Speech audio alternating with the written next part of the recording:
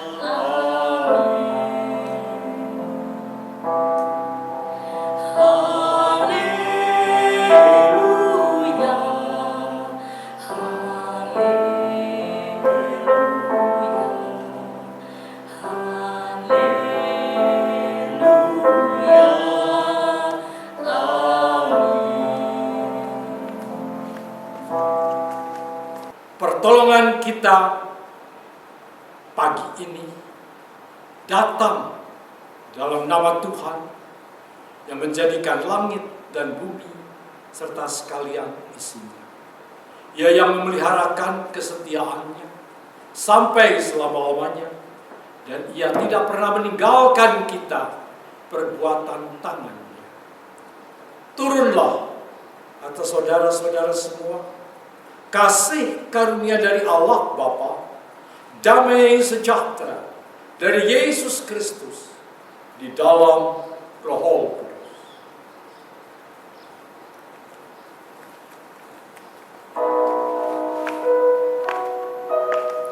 Hormat bagi Allah Bapa.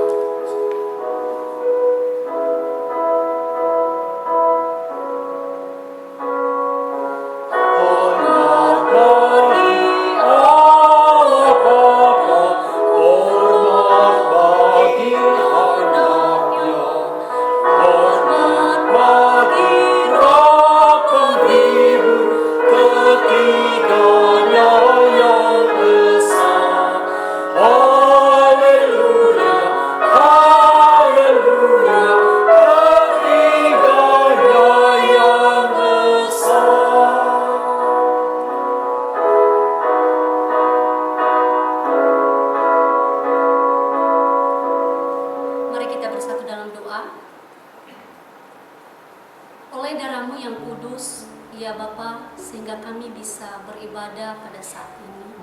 Oleh darah-Mu yang kudus, Kau telah menyucikan hidup kami, sehingga kami layak datang di hadapan. Kami bersyukur untuk semua kasih sayang dan anugerah-Mu yang selalu melimpah di dalam hidup kami hari lepas hari. Saat ini ya Bapa, Engkau memperbolehkan kami untuk beribadah kepada-Mu. Bapa di surga, kami mau menyerahkan seluruh ibadah kami ini hanya ke dalam tangan kasih-Mu.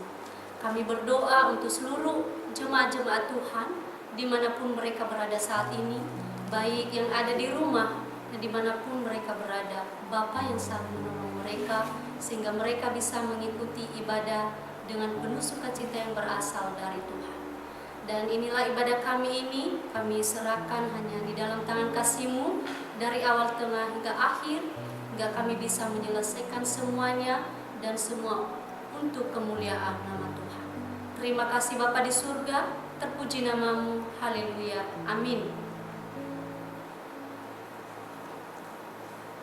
Terpujilah Tuhan, Tuhan Allah yang begitu mengasihi kita. Dia telah memberikan anaknya yang tunggal bagi kita untuk menebus setiap dosa kita. Terpujilah Allah yang suci. Untuk itu mari kita memuji Tuhan dengan pujian Terpujilah Allah.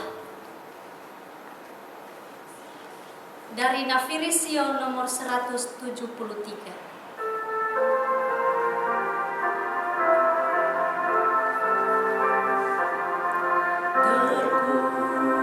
Allah hikmatnya besar, begitu kasihnya untuk dunia cemar, sehingga diberinya putranya kudus, mengangkat manusia serta menebus.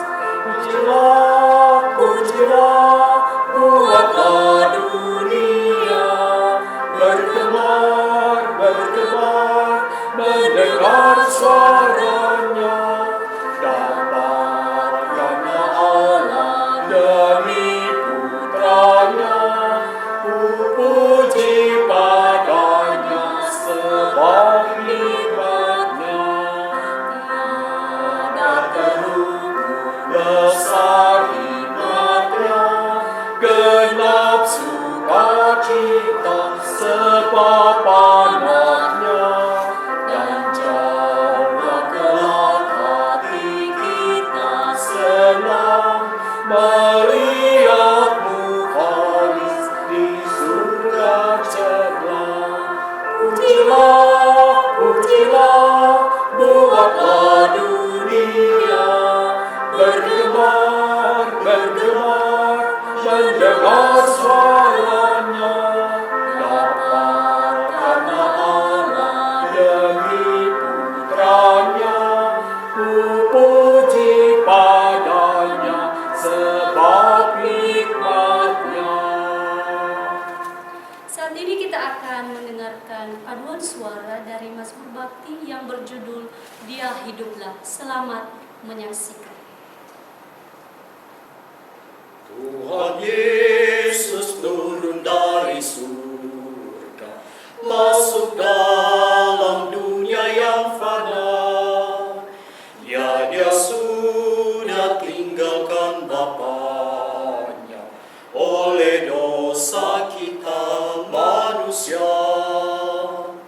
Dia hiduplah, Dia hiduplah, duduk sebelah kanan Allah Bapa. Dia hiduplah, Dia hiduplah, sembahyang buat anak-anaknya. Haleluya, Yesus sudah menang, putuskan kuasa kematian. Glory, glory, sungguh Dia Allah, menangkan kuasa maut selamanya. Dia hiduplah, Dia hiduplah, duduk sebelah kanan Allah Bapa. Dia hiduplah, Dia hiduplah, sembahyang buat anak-anaknya. Sekarang Dia sembahyang buat semua yang menunggu kedatangannya. Dalam darahnya yang telah tertumpah terdapat segala kuasa. Dia hiduplah, Dia hiduplah, duduk sebelah kanan Allah Bapa.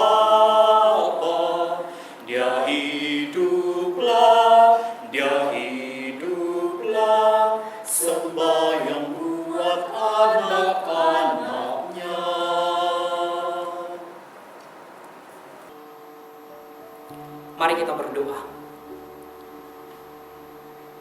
Bapa di surga, kami bersyukur kepadamu ya Tuhan untuk anugerah keselamatan yang Tuhan sudah berikan bagi kami.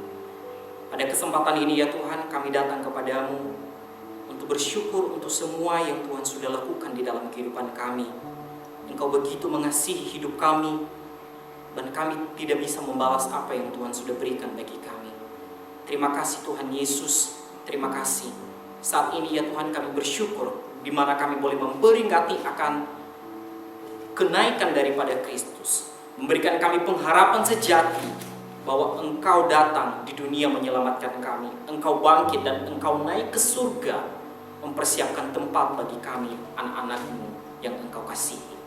Terima kasih Tuhan Yesus untuk semua yang Tuhan sudah lakukan. Saat ini kami mau mendengar firman-Mu. Berbicaralah bagi kami ya Tuhan, hamba-Mu yang sangat terbatas ini.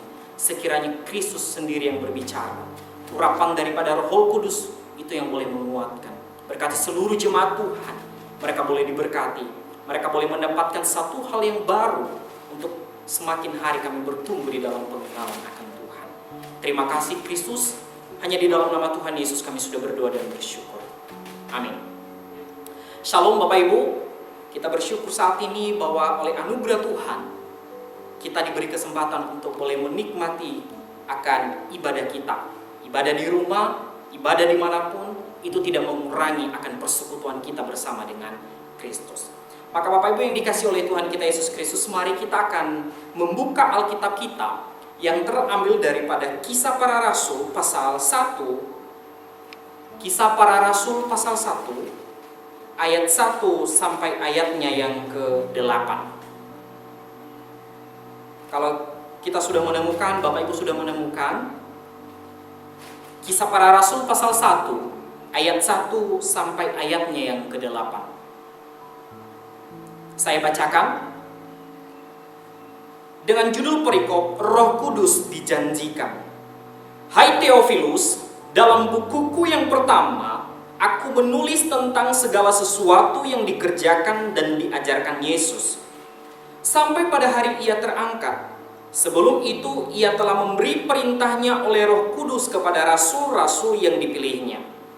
Kepada mereka ia menunjukkan dirinya setelah penderitaannya selesai, dan dengan banyak tanda ia membuktikan bahwa ia hidup. Sebab selama 40 hari ia berulang-ulang menampakkan diri dan berbicara kepada mereka tentang kerajaan Allah. Pada suatu hari ketika ia makan bersama-sama dengan mereka, ia melarang mereka meninggalkan Yerusalem dan menyuruh mereka tinggal di situ, menantikan janji Bapa. Yang demikian katanya, telah kamu dengar daripada. Sebab Yohanes membaptis dengan air, tetapi tidak lama lagi kamu akan dibaptis dengan Roh Kudus. Maka bertanyalah mereka yang berkumpul di situ, Tuhan, maukah Engkau pada masa ini memulihkan kerajaan bagi Israel? Jawabnya, Engkau tidak perlu mengetahui masa dan waktu yang ditetapkan Bapa sendiri menurut kuasanya.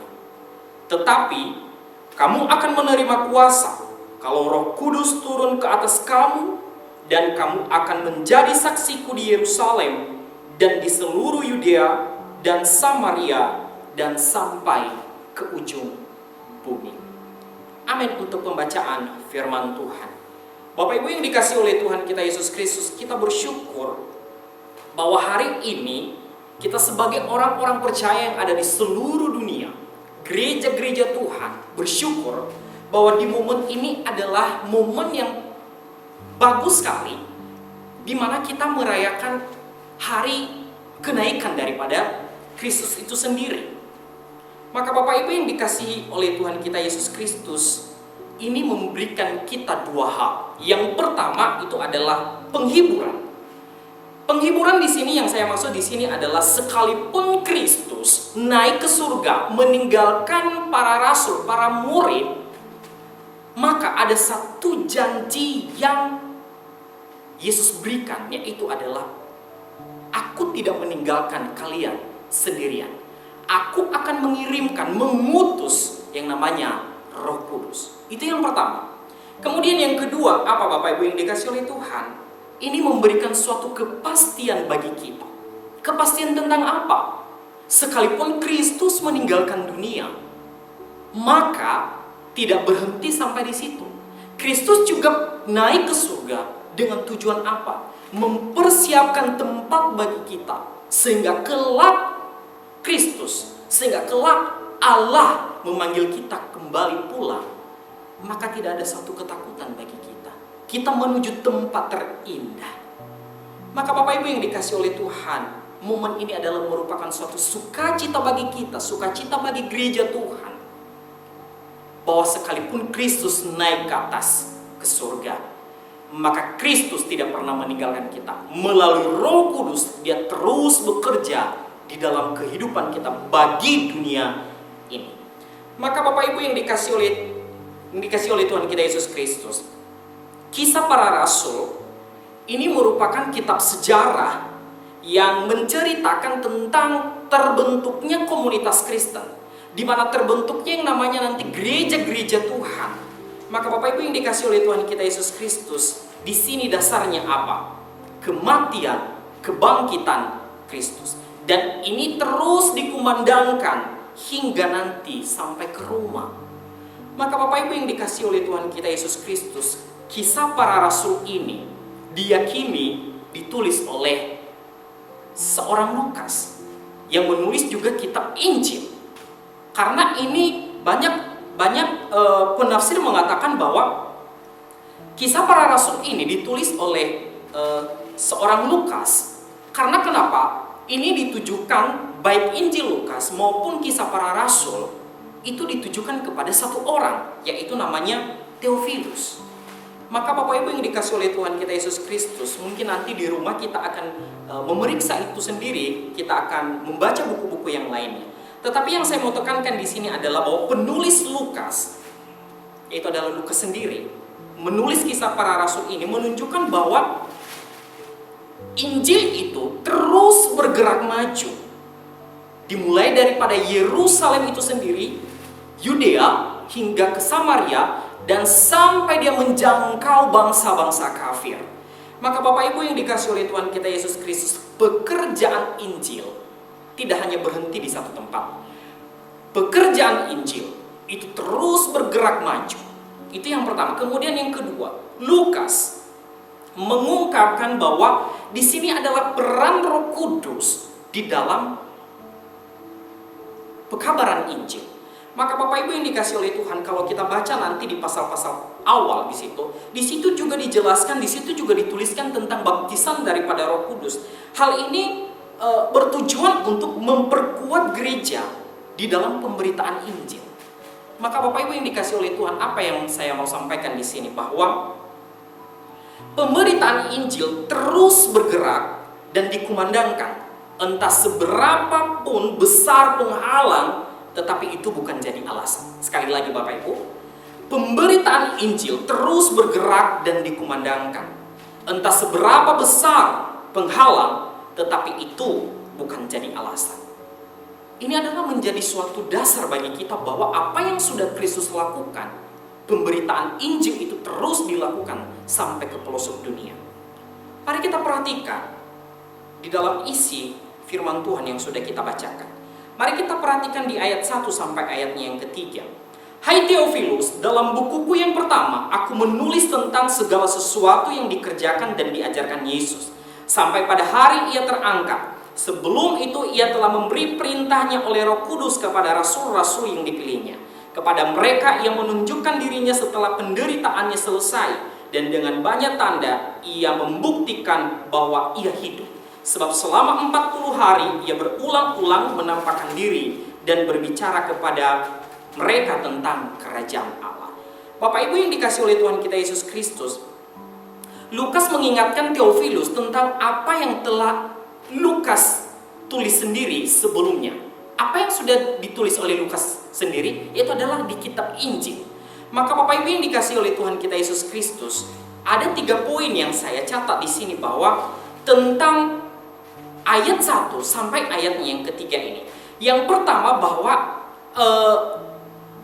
Lukas menuliskan kisah para rasul ini mencakup deskripsi tentang permulaan pelayanan daripada Yesus itu sendiri. Bila kita lihat dalam Injil Lukas, di situ kita melihat bahwa apa yang sudah dilakukan oleh Kristus, apa yang sudah dikerjakan oleh Kristus.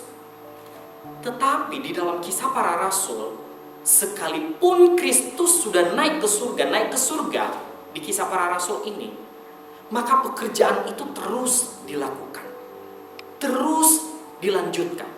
Maka Bapak Ibu yang dikasihi oleh Tuhan kita Yesus Kristus, di dalam kisah para rasul ini dituliskan bahwa permulaan pelayanan daripada Kristus secara global, yaitu di kisah para rasul melalui murid-muridnya. Itu yang pertama. Kemudian yang kedua adalah bahwa Kristus telah memberikan perintah kepada rasulnya melalui Roh Kudus mengenai pelaksanaan pelayanannya. Nanti kita bisa baca di Lukas 24 ayat 31 sampai 38, Matius 28 ayat 18 sampai 20, Markus 16 ayat 15 dan seterusnya hingga Yohanes pasal 20. Nah, apa yang mau saya sampaikan di poin kedua ini adalah bahwa Yesus memberikan perintah bagi murid-muridnya, bagi para rasul, bahwa engkau harus menjangkau dunia, engkau harus memberitakan Injil sampai ke pelosok dunia. Itu yang kedua, aspek yang kedua. Kemudian aspek yang ketiga adalah bahwa Lukas juga menekankan bahwa Yesus telah memperlihatkan dirinya kepada rasul-rasul. Dia sudah memperlihatkan dirinya selama 40 hari.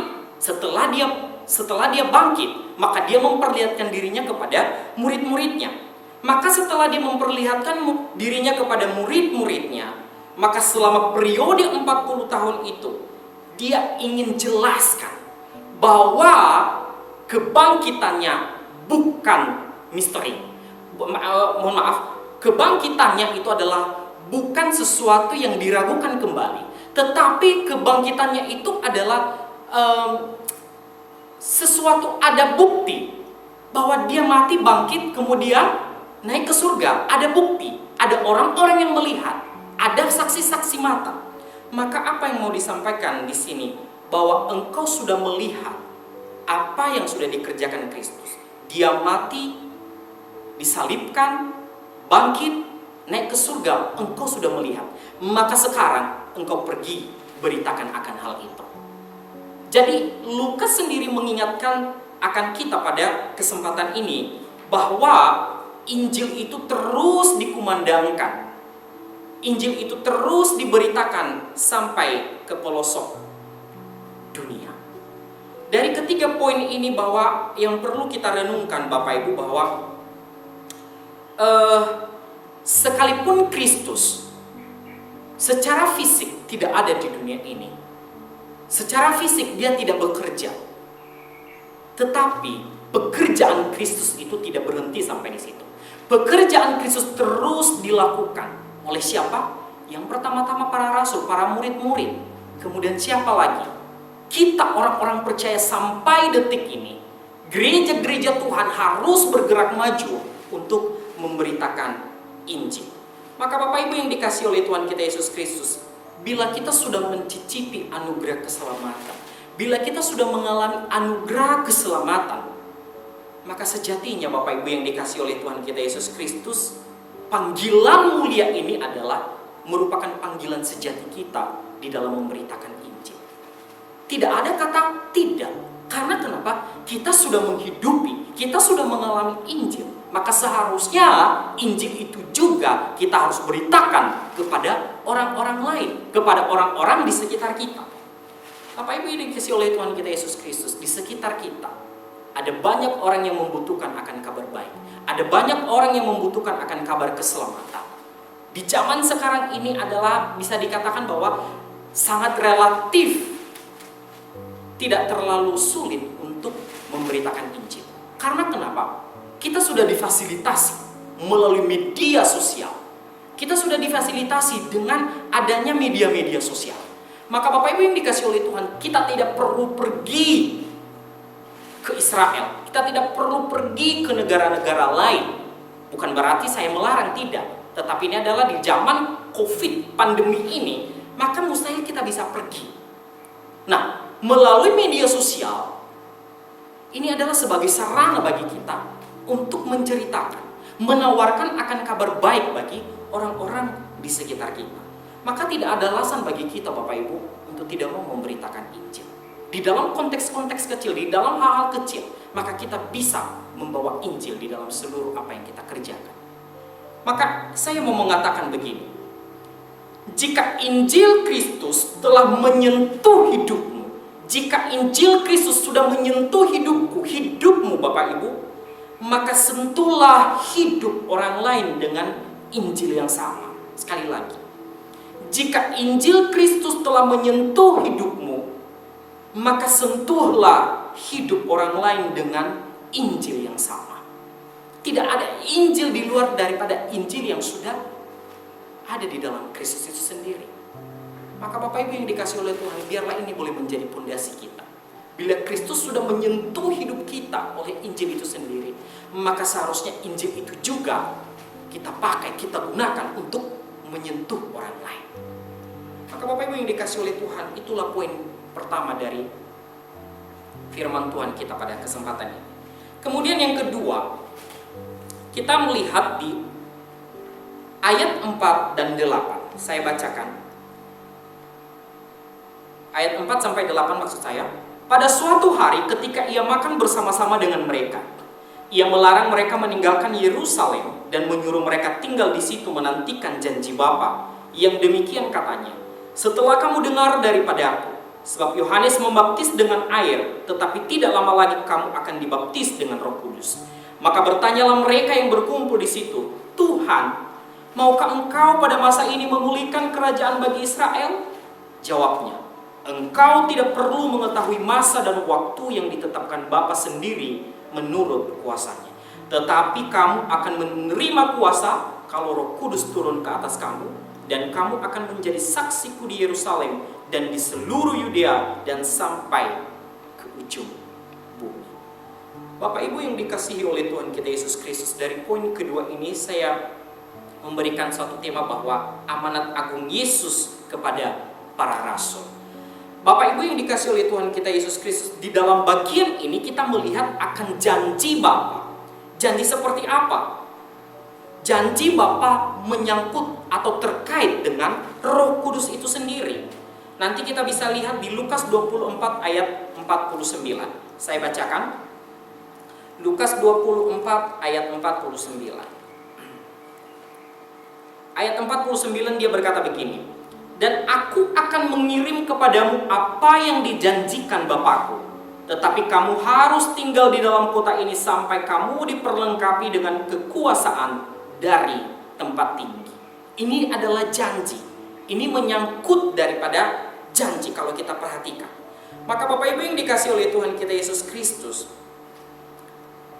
janji Bapa yang dilihat di sini adalah ada 3 aspek juga. Yang pertama di sini adalah Petrus menjelaskan di pasal 2, Kisah Para Rasul pasal 2 ayat 17 sampai ayat 18, dan Petrus mengutip ini di dalam kitab Yoel. Saya bacakan.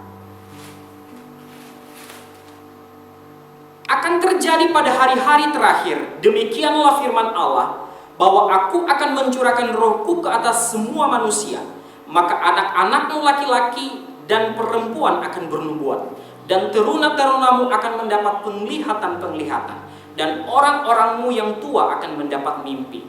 Juga ke atas hamba-hambaku laki-laki dan perempuan akan kucurahkan rohku pada hari-hari itu, dan mereka akan bernubuat. Maka Bapak Ibu yang dikasihi oleh Tuhan kita Yesus Kristus, ini adalah di dalam perjanjian lama yang dinubuatkan oleh Nabi Yoel.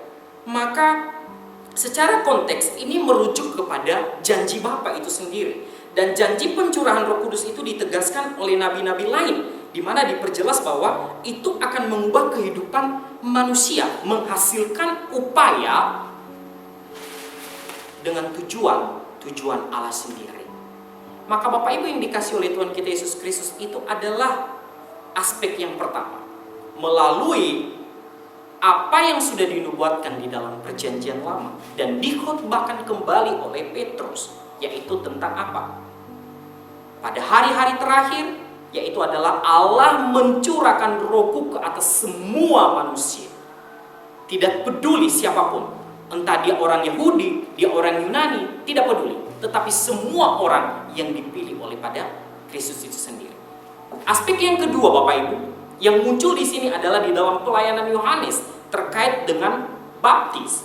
Yohanes berjanji bahwa yang akan datang, yang membasahi kamu, yang mencurahkan, yang tercurah kepada kamu adalah, yang mengurapi kamu itu adalah Roh Kudus dan juga api. Di Lukas 3 ayat 16. Maka Bapak Ibu yang dikasih oleh Tuhan kita Yesus Kristus, ini memperjelas kepada kita bahwa Roh Kudus itu menginsafkan kita. Roh Kudus itu menguatkan kita, membimbing kita, dan memberdayakan umatnya.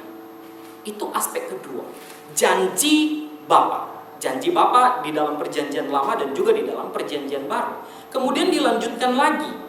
Janji Bapa ini telah ditekankan oleh Yesus di dalam Matius ya. Ketika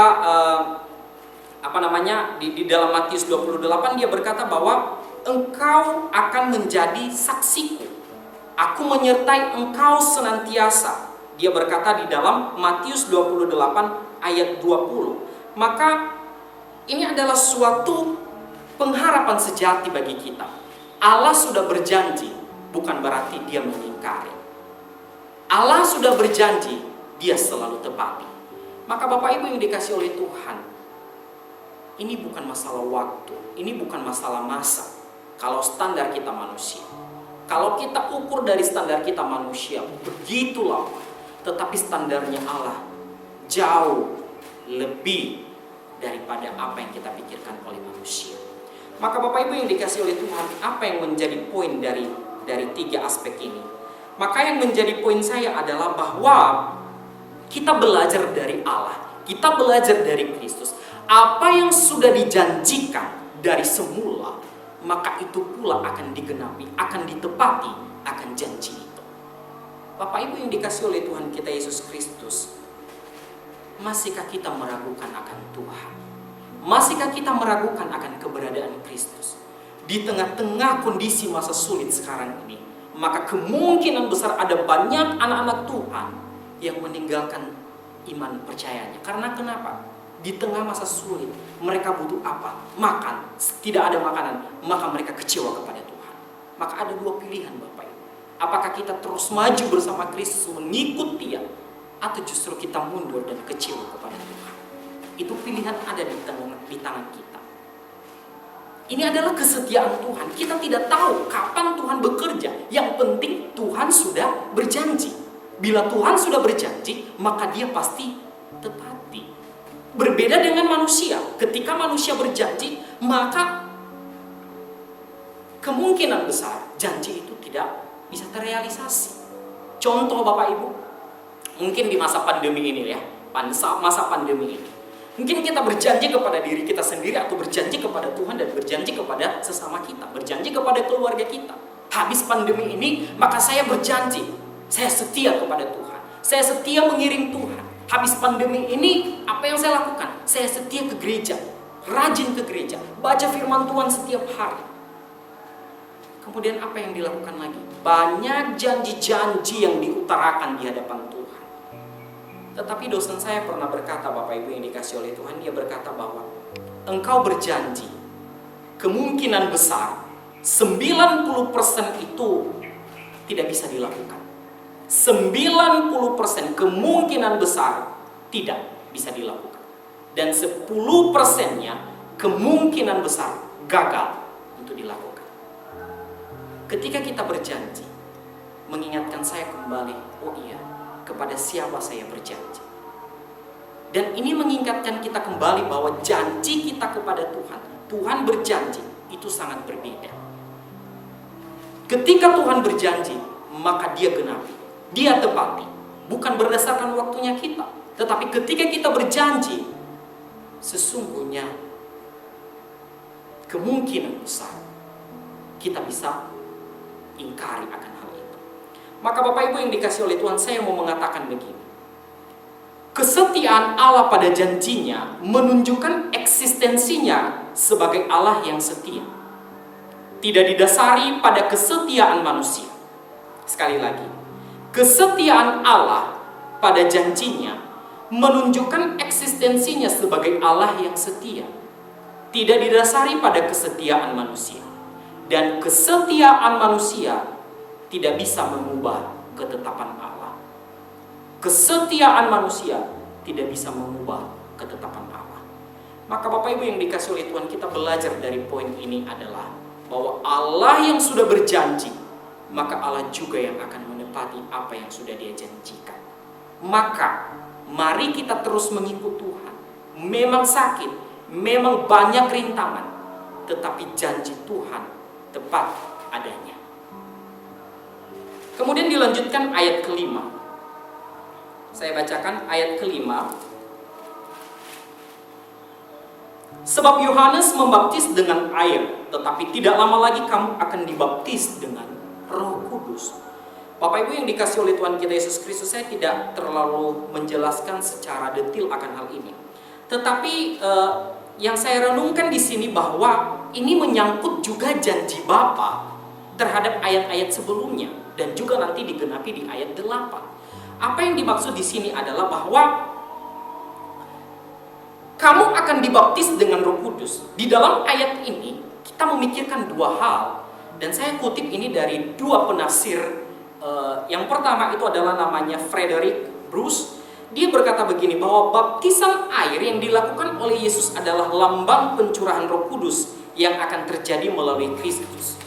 Kemudian John Calvin berkata bahwa Yesus membaptis dengan Roh Kudus karena itulah pekerjaan yang harus dilakukannya. Seperti Yohanes Pembaptis menjalankan tugasnya, yaitu membaptis dengan air. Baptisan Roh Kudus adalah penerimaan Roh Kudus. Ini hanya terjadi sekali saja seumur hidup. Hanya terjadi sekali dan tidak berulang-ulang. Oleh sebab itu, kita tidak perlu mencari cara. Kita yang sudah bertobat dan sungguh-sungguh percaya kepada Kristus, sejatinya kita sudah mendapatkan akan hal ini. Maka Bapak Ibu yang dikasihi oleh Tuhan kita Yesus Kristus, tujuannya apa? Ini adalah sebagai lambang penyucian bagi kita. Kita sudah disucikan. Kemudian apa lagi? Kita mengalami yang namanya ketika Kristus mati, maka kita mengalami yang namanya kematian Kristus. Ketika Kristus menderita, maka kita mengalami yang namanya penderitaan Kristus. Ketika Kristus bangkit mengalami kemenangan, maka kita juga mengalami hal yang sama. Ini adalah tujuannya. Maka Bapak Ibu yang dikasih oleh Tuhan, kita adalah orang-orang yang berbahagia. Karena kenapa? Oleh Kristus kita mendapatkan akan semuanya ini. Maka Bapak Ibu yang dikasih oleh Tuhan kita Yesus Kristus, apa yang perlu kita lakukan? Apa respon kita di dalam kehidupan kita? Adakah kita terus setia atau justru kita terus mundur? Itu adalah pilihan di tangan kita. Kemudian ayat 6 dan ke-7 saya bacakan. Maka bertanyalah mereka yang berkumpul di situ, Tuhan, maukah engkau pada masa ini memulihkan kerajaan bagi Israel? Jawabnya, engkau tidak perlu mengetahui masa dan waktu yang ditetapkan Bapa sendiri menurut kuasanya. Di dalam bagian ini kalau kita perhatikan bahwa ada dialog yang terjadi antara murid-murid, antara para rasul, orang-orang yang berkumpul di situ dengan Yesus sendiri. Dialog seperti apa? Para murid-murid mencoba menawarkan suatu pertanyaan. Pertanyaan seperti apa? Tuhan, maukah engkau memulihkan kerajaan bagi Israel? Ada banyak hal yang mengatakan bahwa ini bersifat politik. Tetapi saya setuju dengan beberapa penafsir, salah satunya adalah Matthew Henry. Dia berkata bahwa ini tidak menyangkut yang namanya politik. Nanti kita akan lihat. Tetapi yang menarik di sini adalah bahwa ketika para murid, maksudnya orang-orang yang ada di situ bertanya kepada Tuhan, Tuhan, maukah engkau pada masa ini memulihkan kerajaan bagi Israel? Coba perhatikan respon daripada Yesus. Dia tidak mengoreksi pertanyaan atau pernyataan itu. Dia tidak mengoreksi, dia tidak berkata bahwa engkau salah, tidak. Nah, tetapi apa? Kemungkinan besar, mungkin ini dia setuju bahwa Israel yang dimaksud di sini adalah bukan Israel secara politik, Israel di sini adalah mungkin menyangkut kerohanian. Israel secara rohani. Maka yang ditekankan oleh Yesus di sini adalah kita lihat jawabannya di ayat ke-7. Engkau tidak perlu mengetahui masa dan waktu. Intinya di sini adalah masa dan waktu. Engkau tidak perlu mengetahui hal-hal itu. Ada hal-hal yang jauh lebih besar yang perlu kamu ketahui dan perlu kamu kerjakan. Itu adalah hal yang paling jauh lebih penting ketimbang engkau memikirkan hal-hal yang bukan bagianmu. Maka lebih baik engkau melakukan yang menjadi bagianmu. Maka Bapak Ibu yang dikasihi oleh Tuhan kita Yesus Kristus, di sini kita melihat bahwa pemulihan kerajaan Israel, sekali lagi, pemulihan kerajaan Israel tidak bersifat politik. Saya lebih setuju akan hal ini. Tidak bersifat politik, tetapi ini bersifat rohani. Artinya apa? Bahwa mungkin yang ditekankan oleh sebagian penafsir bahwa kalau ini bersifat politik, mungkin mereka berkata bahwa mereka mau keadaan seperti semula, seperti pada masa Salomo, masa kejayaan Daud, maka mereka menginginkan akan zaman-zaman itu. Tetapi yang saya pahami di sini adalah ketika saya membaca berbagai tafsiran, maka ini adalah menyangkut Israel secara rohani. Kita orang-orang percaya, baik orang Yunani, orang Yahudi yang terkumpul di dalam komunitas Kristen yang percaya kepada Kristus, maka kita adalah orang-orang Israel. Kita adalah Israel. Maka Bapak Ibu yang dikasihi oleh Tuhan kita Yesus Kristus, ini penting bagi kita untuk kita perlu meresponi akan firman Tuhan. Kristus berkata bahwa ini tidak terlalu penting pertanyaan itu. Ini bukan sesuatu yang perlu dijawab. Ini bukan suatu hal yang perlu mendesak. Apa yang Kristus tawarkan? Ada hal yang jauh lebih penting.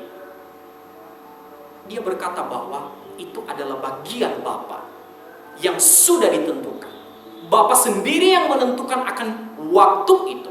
Maka kita tidak punya hak. Engkau tidak punya hak untuk boleh bertanya akan hal itu. Kapan saatnya? Itu Bapa yang sudah menentukan. Allah Bapa yang sudah menentukan. Maka Bapak Ibu yang dikasihi oleh Tuhan kita Yesus Kristus, apa poin yang perlu kita pelajari di sini? Ada satu pernyataan, ini anonim Bapak Ibu, dia berkata bahwa sekalipun Yesus datang besok, maka aku tetap menanam jagung. Sekalipun Kristus datang besok, maka aku tetap menanam apel, mengerjakan bagian saya. Maka ini adalah poin penting yang disampaikan oleh Kristus, bahwa waktu Tuhan itu bukan sesuatu yang engkau pikirkan. Yang lebih penting adalah kerjakan bagianmu, karena kita ini adalah, engkau adalah, kita, saya adalah penata layanan. Kita ini adalah steward. Maka Bapak Ibu yang dikasihi oleh Tuhan kita Yesus Kristus, di sini kita ditekankan bahwa kerjakanlah bagianmu. Kerjakanlah apa yang sudah Tuhan berikan bagimu. Yaitu apa? Nanti di ayat ke-8. Maka Bapak Ibu yang dikasihi oleh Tuhan kita Yesus Kristus, waktu Tuhan bukanlah waktunya kita. Maka seharusnya kita bergantung kepada waktunya Tuhan. Banyak orang tidak suka perkataan yang berkata bahwa kita harus siap sedia. Kapan waktunya Tuhan, maka kita harus selalu siap sedia. Tetapi ada banyak juga orang yang tidak selalu siap. Karena kenapa? Mereka butuh kekuatan daripada Tuhan. Mereka masih dipenuhi dengan kekhawatiran, kekurang percayaan kepada Kristus.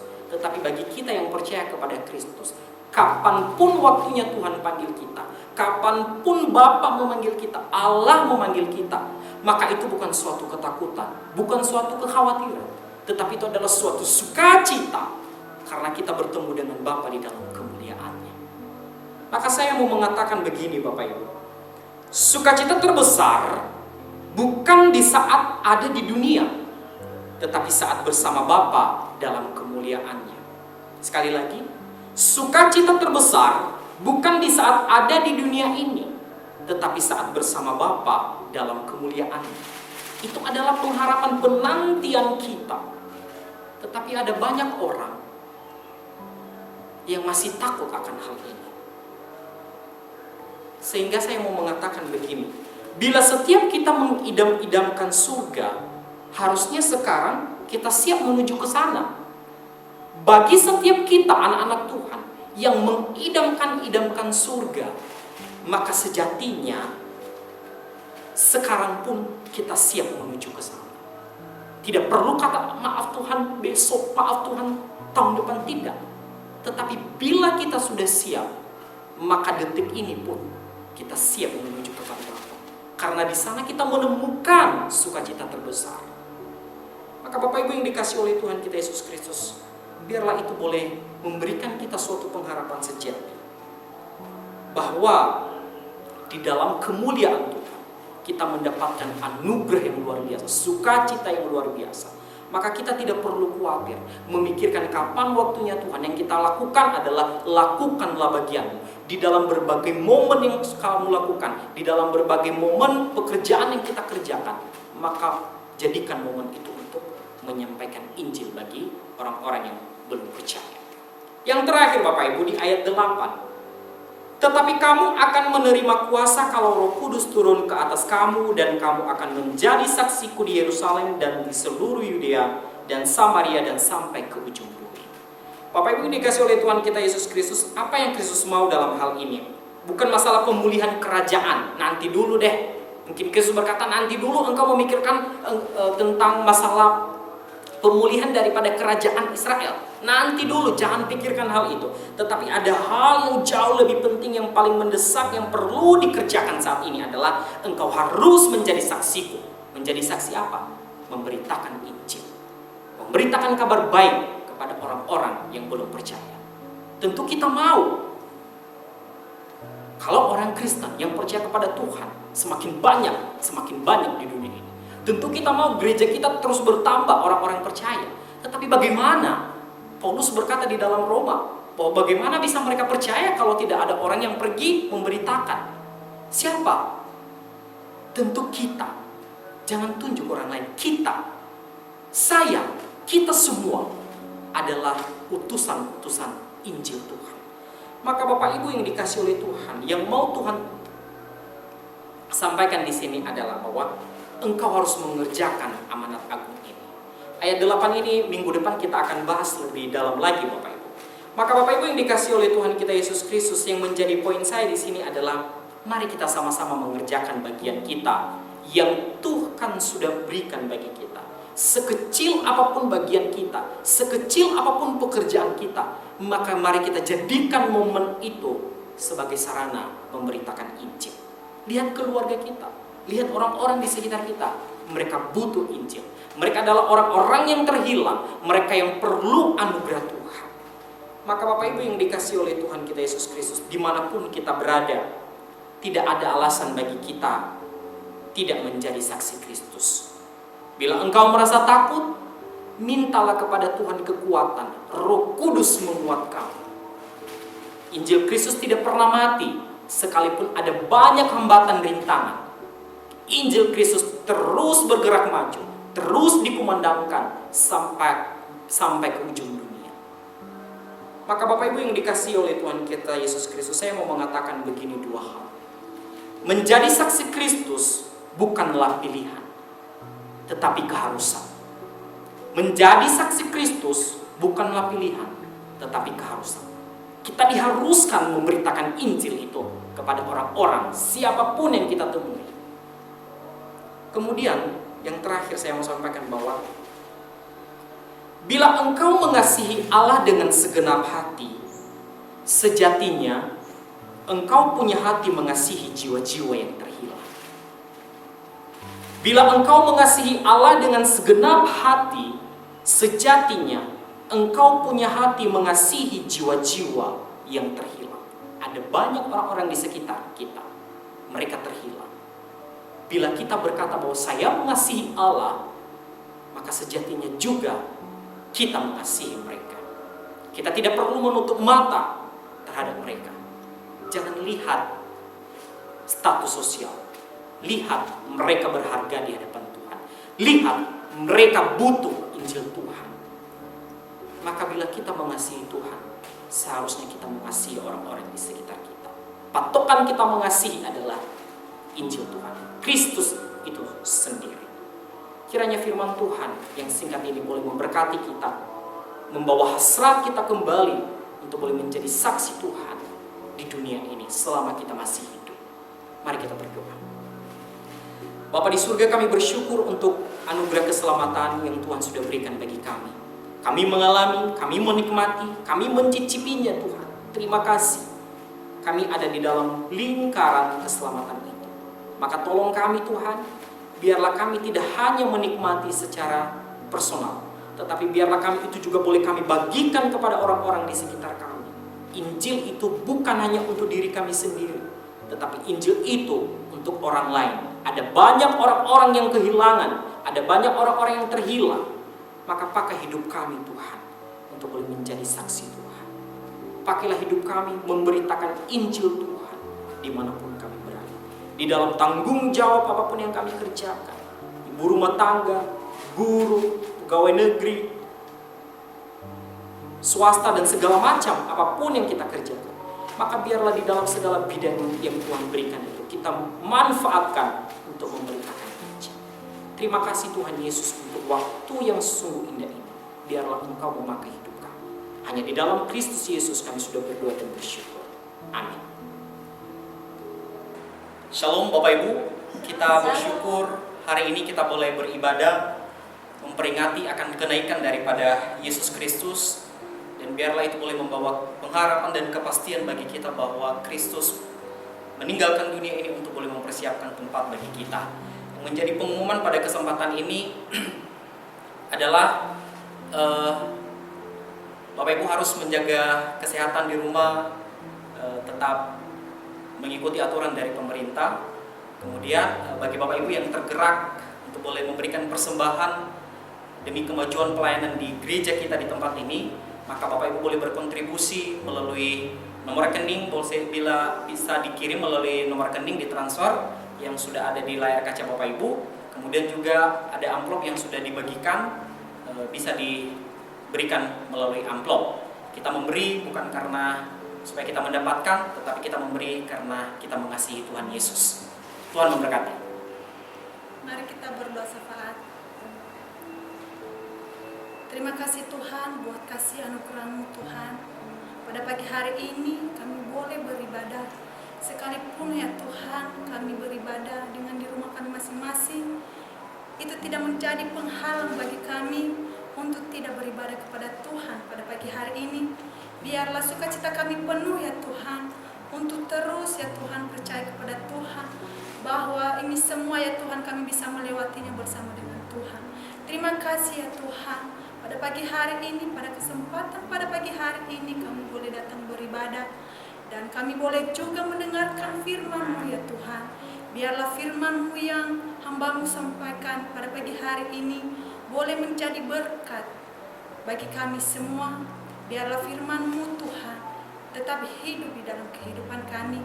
Terima kasih ya Tuhan. Saat ini juga ya Tuhan, kami berdoa bagi bangsa dan negara kami ini. Biarlah bangsa dan negara kami ini tetap kokoh di dalam Tuhan, tetap memuliakan nama Tuhan. Biarlah presiden kami juga ya Tuhan, tetap Tuhan memberikan kesehatan. Biarlah juga pemerintah, baik yang tertinggi maupun yang terendah ya Tuhan, biarlah mereka bersama-sama bergandeng tangan untuk bersatu untuk memajukan bangsa dan negara ini. Biarlah mereka tidak saling menyalahkan ya Tuhan, tidak saling memandang kami dari suku mana, dari agama mana ya Tuhan, tetapi tujuan kami hanya memuliakan nama Tuhan. Terima kasih ya Tuhan, pada saat ini kami tidak tahu lagi ya Tuhan kepada siapa kami berseru, kepada siapa lagi kami ya Tuhan untuk menyerukan, untuk menyerahkan seluruh apa yang kami alami saat ini. Engkau tahu apa yang kami alami saat ini ya Tuhan. Dengan kondisi situasi yang menghimpit kami saat ini, kami percaya ya Tuhan bahwa kami bisa melewatinya bersama dengan Tuhan, bahwa COVID-19 ini ya Tuhan akan segera berlalu ya Tuhan. Biarlah kami tetap percaya, tetap berharap kepada Tuhan, dan menyerahkan semuanya ke dalam tangan Tuhan. Terpuji-pujilah namamu ya Tuhan. Pada pagi hari ini kami serahkan seluruh kehidupan kami, segala pergumulan kami, segala permasalahan kami, keluarga kami, hidup kami ya Tuhan, serta apa yang kami rencanakan, programkan untuk kedepannya Tuhan. Biarlah hanya untuk memuliakan namamu saja. Terima kasih ya Tuhan. Pada pagi hari ini kami akan melandaskan di dalam nama Tuhan Yesus. Biarlah Tuhan menyendengkan semua seruan doa kami pada pagi hari ini. Di dalam nama Tuhan Yesus kami telah berdoa dan mengucap syukur. Haleluya. Amin. Mari kita berdiri sebentar. Arahkan pandangan kita kepada Tuhan. Tuhan memberkati engkau. Tuhan melindungi engkau. Tuhan menyinari engkau dengan wajah-Nya dan memberikan kepadamu karunia. Tuhan menghadapkan wajah-Nya kepadamu, memberikan damai sejahtera. Bapa, terima kasih. Bapa, terima kasih. Bapa di dalam surga, ku berterima kasih.